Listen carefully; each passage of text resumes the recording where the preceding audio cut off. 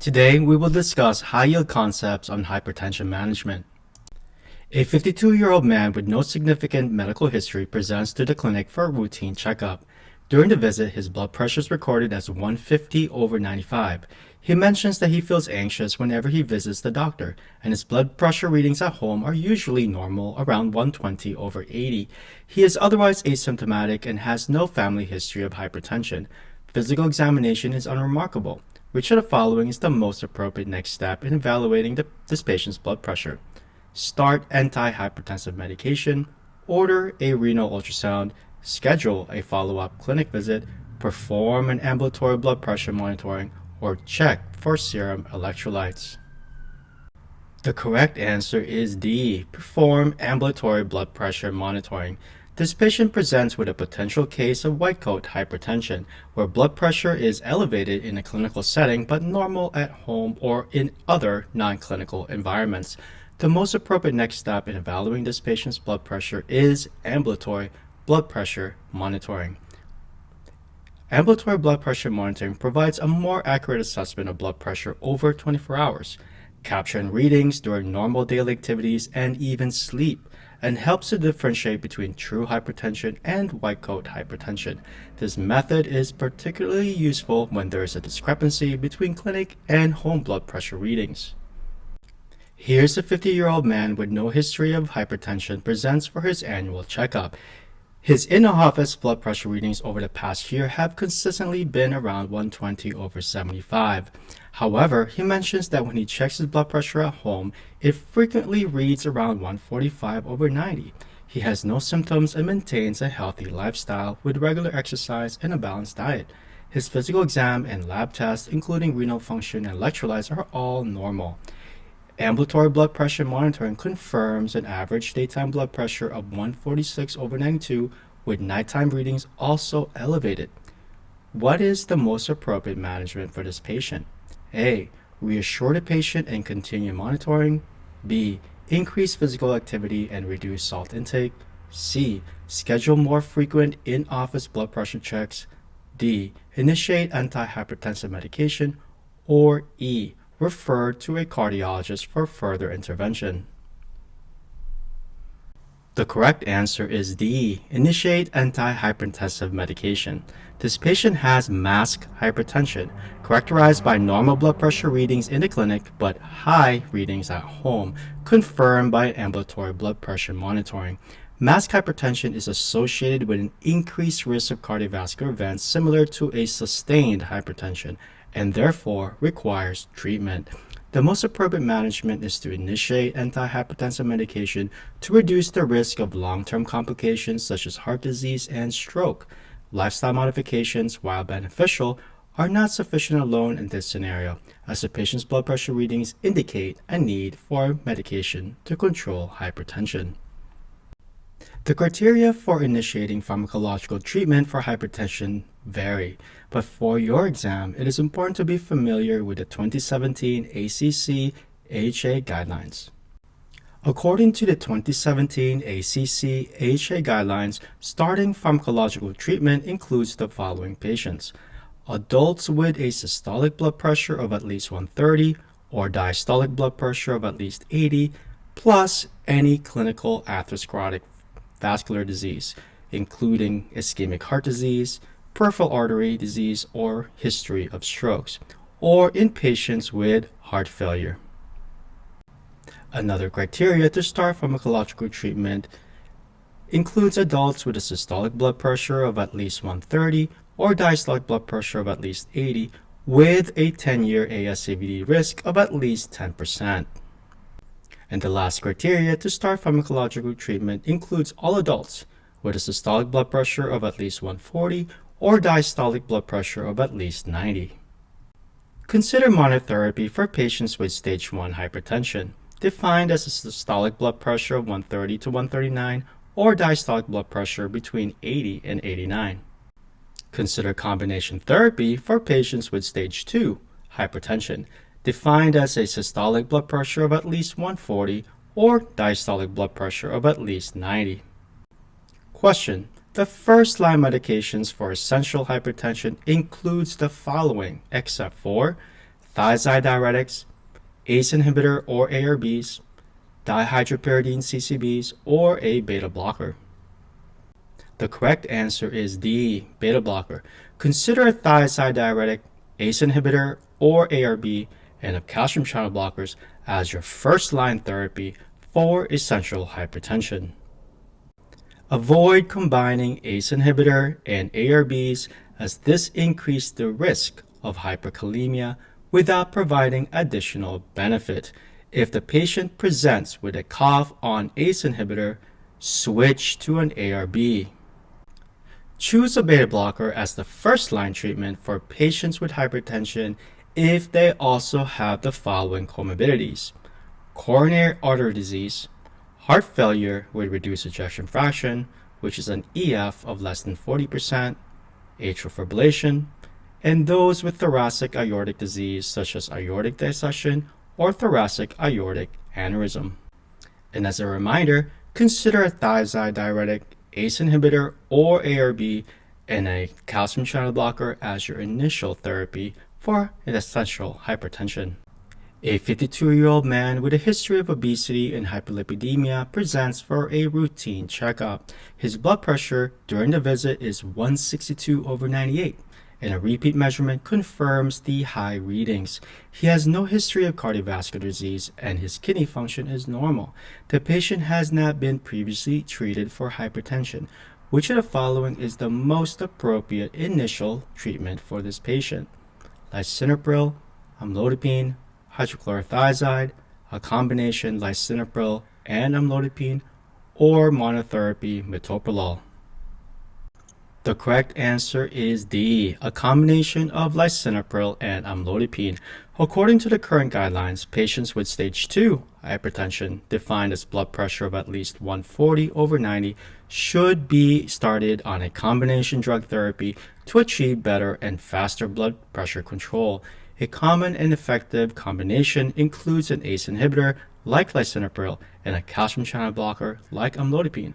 This combination addresses different mechanisms of hypertension and is recommended for initial treatment, especially in patients with significantly elevated blood pressure. A 45-year-old female here for a follow-up visit regarding her hypertension. 1 month ago, she was started on losartan and chlorthalidone. Her prior evaluations include an EKG, comprehensive metabolic panel, and urinalysis were all within normal limits. Today, her blood pressure is still elevated at 140/80 with a pulse rate of 74. Recent lab shows a serum creatinine of 0.6 and a serum potassium of 3.5. Which of the following is the best add-on therapy? Amlodipine, clonidine, spironolactone, or hydralazine? The most appropriate additional treatment is amlodipine, which is a calcium channel blocker. This patient with hypertension requires escalation of her antihypertensive medication regimen because her blood pressure is not at goal. The 2017 ACC and AHA BP guideline recommends a BP target of less than 130/80. A 60-year-old man with a 10-year history of type 2 diabetes and hypertension presents for a routine follow-up. He is currently taking metformin and his diabetes is well controlled with an A1C of 6.8%. His current blood pressure is 138/84. His medication includes metformin only, and he has no history of cardiovascular or renal disease. Recent labs show a normal renal function and a serum potassium of 4.1. Which of the following is the most appropriate initial antihypertensive therapy for this patient? Amlodipine, lisinopril, hydrochlorothiazide, or metoprolol? The correct answer is B, lisinopril. In patients with both hypertension and diabetes, ACE inhibitors like lisinopril are recommended as first-line therapy. This is because ACE inhibitors not only effectively lower blood pressure, but also provide renal protection by reducing the progression of diabetic nephropathy, even in patients without evident renal disease. The use of an ACE inhibitor in this patient is particularly appropriate given his elevated blood pressure and long-standing diabetes, which places him at high risk for kidney disease. A 64-year-old female with a history of hypertension and CKD stage 3A with an eGFR 55 presents for a routine follow-up. Her current medications include aspirin, atorvastatin, and amlodipine. Despite adherence to her medication regimen, her blood pressure remains high at 148/92. Lab tests show normal electrolytes and a serum creatinine of 1.3. Which of the following is the most appropriate next step in managing her hypertension? Increase the dose of amlodipine, add lisinopril, switch amlodipine to hydrochlorothiazide, add metoprolol, or start clonidine. The correct answer is B, add lisinopril. This patient has hypertension that is not adequately controlled with calcium channel blocker like amlodipine. The addition of an ACE inhibitor like lisinopril is an appropriate next step, especially considering her chronic kidney disease. ACE inhibitors not only help lower blood pressure, but also provide renal protection, which is important in patients with chronic kidney disease. A 68-year-old man with a history of hypertension and advanced CKD stage 4 with an eGFR 20 presents to the clinic for blood pressure management. His current medications include amlodipine and losartan, but his blood pressure remains elevated at 165/95. Physical exam shows a bilateral lower extremity edema. His recent lab results show a serum creatinine of 3.2 and a potassium level of 4.5. Which of the following is the most appropriate addition to his regimen? Hydrochlorothiazide, spironolactone, metoprolol, furosemide, or clonidine? The correct answer is D, furosemide. In patients with CKD stage 4 and stage 5, thiazide diuretics like hydrochlorothiazide become less effective for managing hypertension and volume overload due to their decreased efficacy at lower GFR and therefore not recommended in patients with an eGFR of less than 30. Loop diuretics such as furosemide are preferred in these cases as they remain effective even at low GFR levels.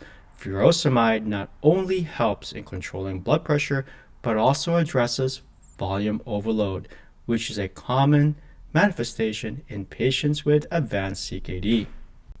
A 45-year-old female presents to the clinic with complaints of persistent headaches and muscle weakness. On exam, her blood pressure is elevated at 160/95, with lab tests reveal hypokalemia. Further investigation shows a diagnosis of primary aldosteronism.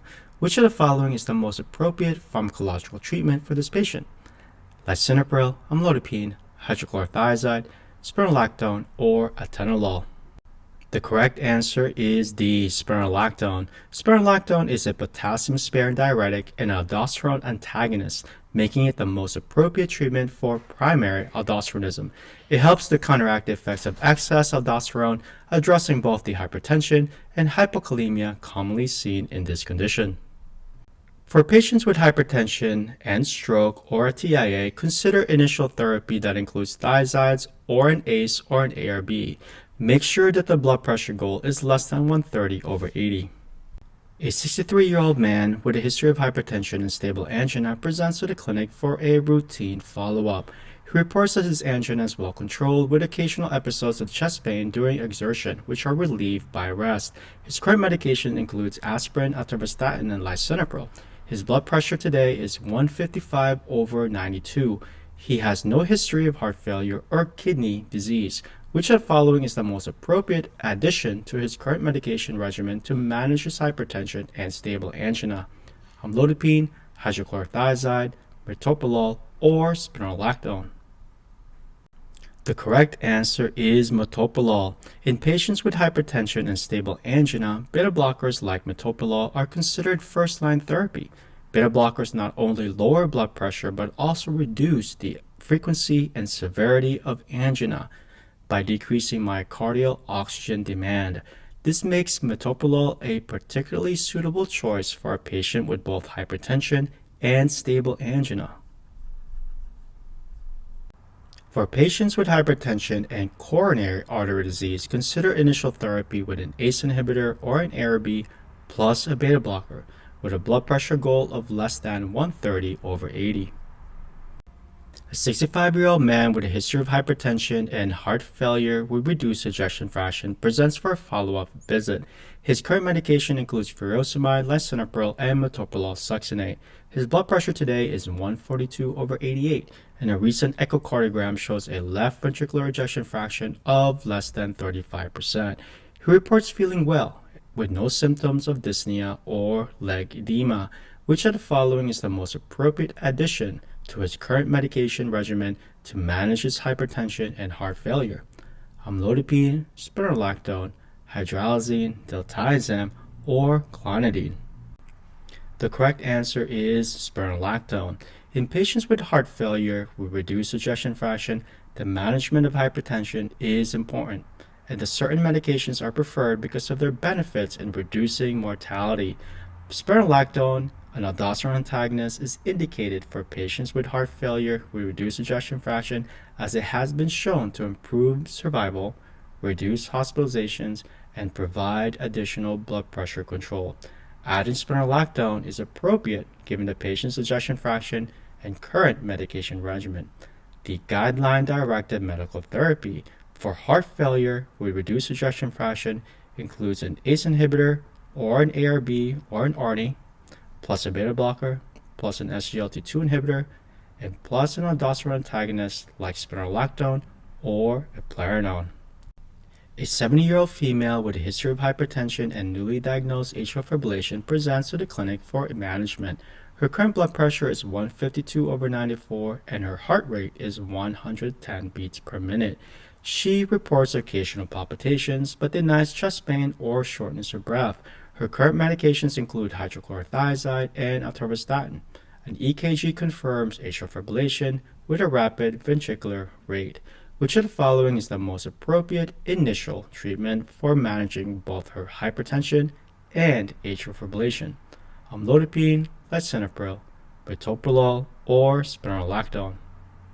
The correct answer is metoprolol. In patients with hypertension and atrial fibrillation, a beta blocker like metoprolol is an appropriate choice as it addresses both conditions. Metoprolol helps control blood pressure and also manages atrial fibrillation by slowing the ventricular rate. This dual action makes beta blockers a preferred option in patients who require management of both hypertension and atrial fibrillation. A 62-year-old female with a history of hypertension, type 2 diabetes, and CKD presents for a follow-up visit. Despite adherence to a regimen of amlodipine, lisinopril, and hydrochlorothiazide, her blood pressure remains elevated at 158/96. Her serum creatinine is 1.4 and her potassium is 4.2. What is the most appropriate next step in the management of her blood pressure? Increase the dose of amlodipine, add atenolol, add spironolactone, add clonidine, or substitute lisinopril with losartan? The correct answer is add spironolactone. Resistant hypertension is defined as blood pressure that remains above target despite the use of 3 antihypertensive agents, including a diuretic. Spironolactone, a mineralocorticoid receptor antagonist, is often effective in treating resistant hypertension, particularly in patients who have an underlying condition such as hyperaldosteronism. Studies have shown that adding spironolactone to the treatment regimen can significantly lower blood pressure in these patients. This ends my discussion on high-yield concept on hypertension management. Thank you and good luck.